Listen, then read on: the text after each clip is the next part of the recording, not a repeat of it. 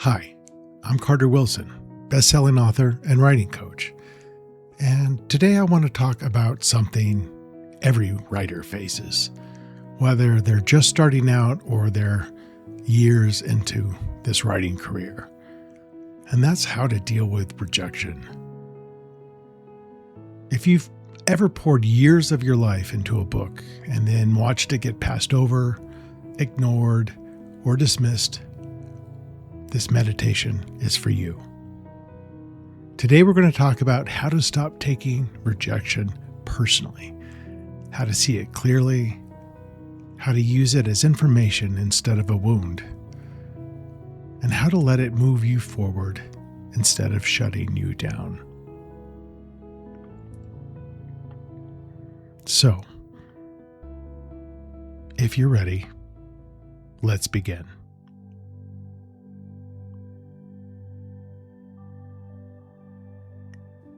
Find a comfortable position. You can be sitting or lying down.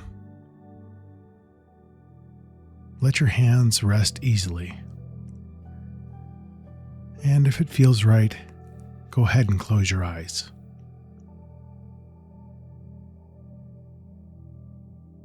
Take a slow breath in through your nose. Hold it for a moment. And then let it out, either through your nose or your mouth, whichever is most comfortable for you. Do that again. Slow in and slow out. One more time. Let your shoulders drop as you exhale. Let your jaw unclench. And let your body know you are safe right now in this moment.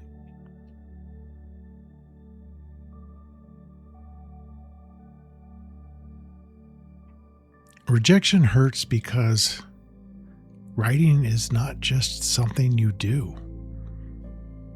It's something you give.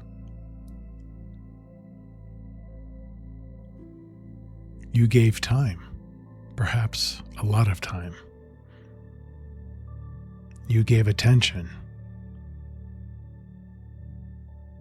You gave pieces of your inner life. And when someone says no to that, even politely, it can feel like they're saying no to you. So let's start by not pretending that doesn't matter, because it does.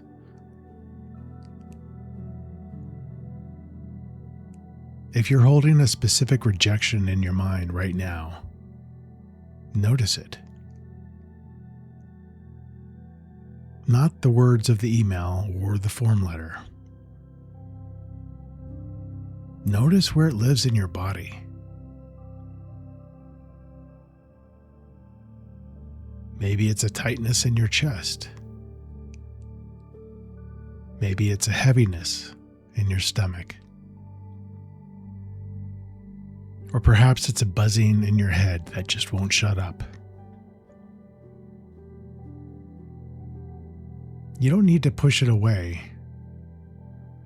Just observe it. Say to yourself silently, "This hurts because I cared."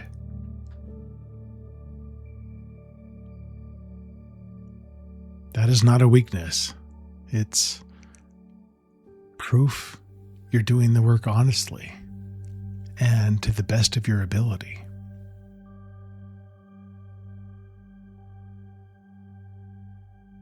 Now take another deep breath. Hold it and let it go.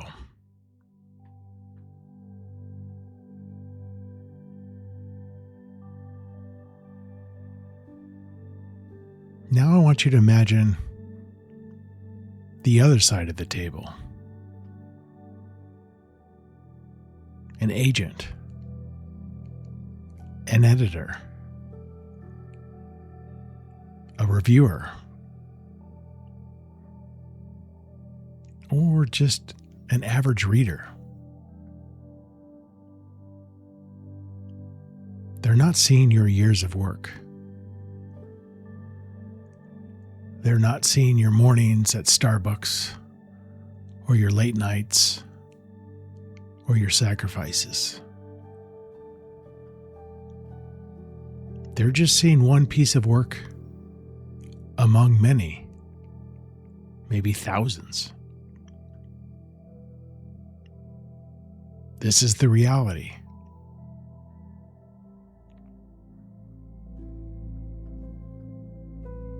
Think about an interview for a job that you did not get.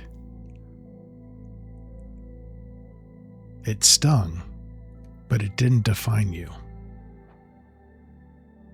You didn't spend years preparing for that single interview.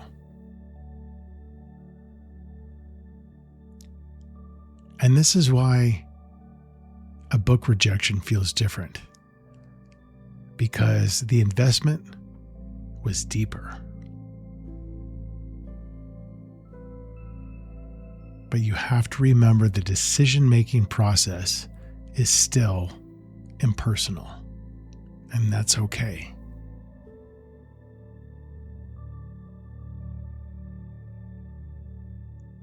Right now, take a breath and repeat silently, this decision is about fit, timing, and context, not my worth.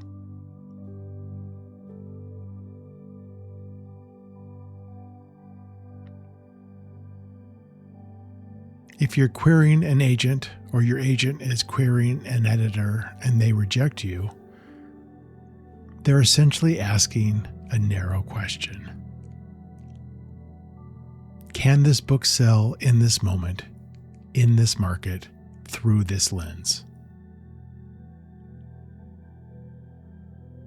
They're not asking, am I a real writer? Am I talented?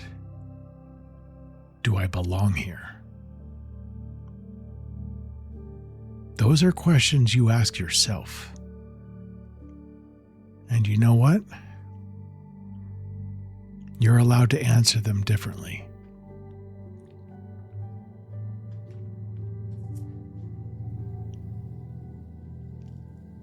Now let's shift how we hold rejection.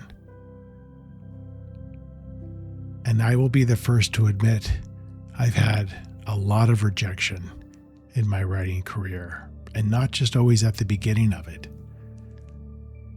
And it took me time to learn how to shift how I would hold on to rejection. But when I started to see it as data and not a verdict, everything changed for me. Rejection wasn't a personal attack anymore.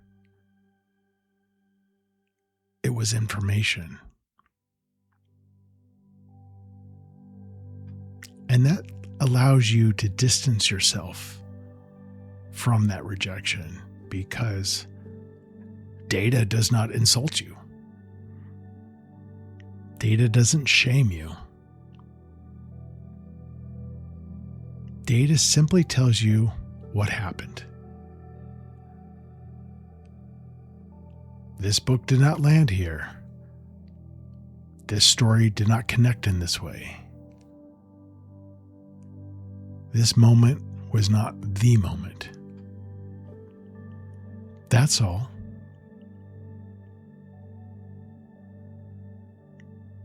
So when you get a rejection, ask yourself quietly, what can I learn from this? Not what did I do wrong? Not what's broken in me? What did this experience teach me about craft, market, voice, or clarity. Maybe it taught you pacing matters more than you thought.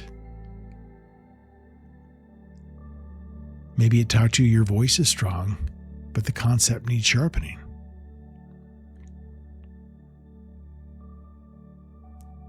Maybe it just wasn't a right fit for this one person.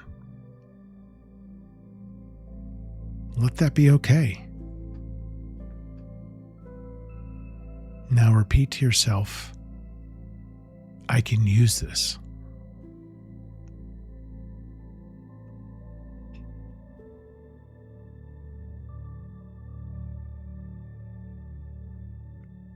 Now imagine your writing life as an education.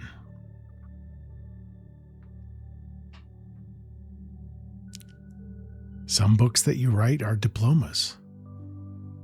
Some books are apprenticeships. Some books are the classes you had to take before you even knew what you were good at.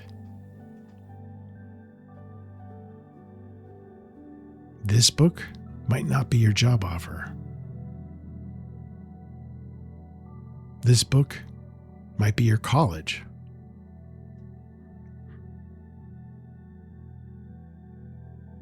I got an agent with my very first book,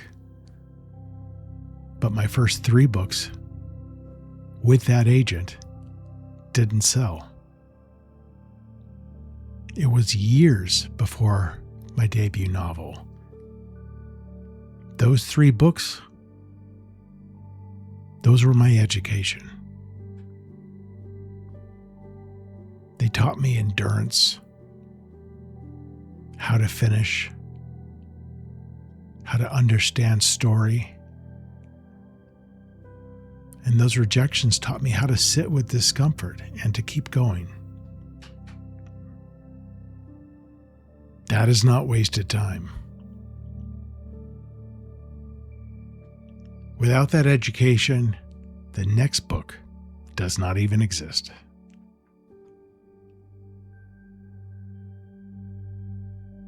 Take a breath and say silently,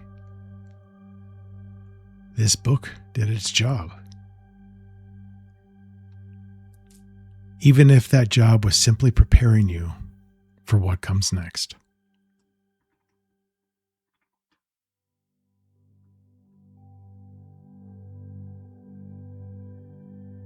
Now imagine placing your book gently on a shelf. Not throwing it away, not burying it, just setting it down.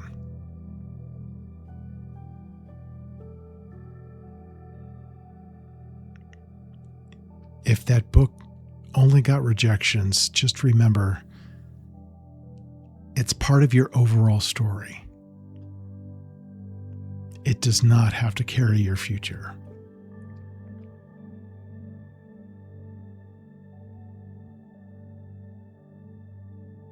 When I started getting rejections from my first agent and novel, I immediately dove into the next book. Some of that was out of fear that my agent was going to drop me if the book didn't sell. But mostly it was because I loved storytelling and I wanted to get better. And I could only get better by listening to the rejection and writing more.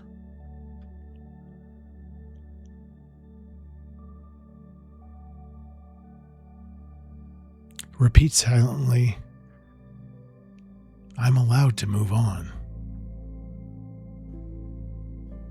I'm allowed to begin again. I am still a writer.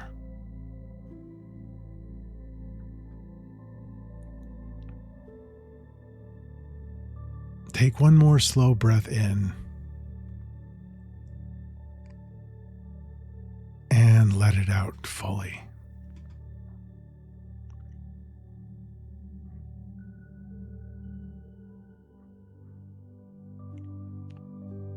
When you're ready, bring your awareness back to the room. Feel the surface beneath you. Wiggle your fingers and toes.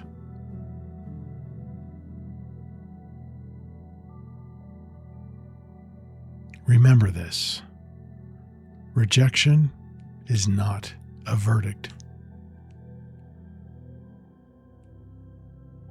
It is not a judgment on your life, or your voice, or your future.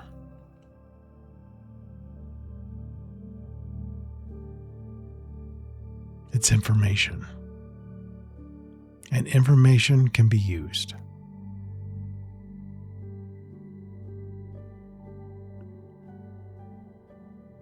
Thank yourself for showing up today, for caring enough to feel this deeply, and for continuing anyway.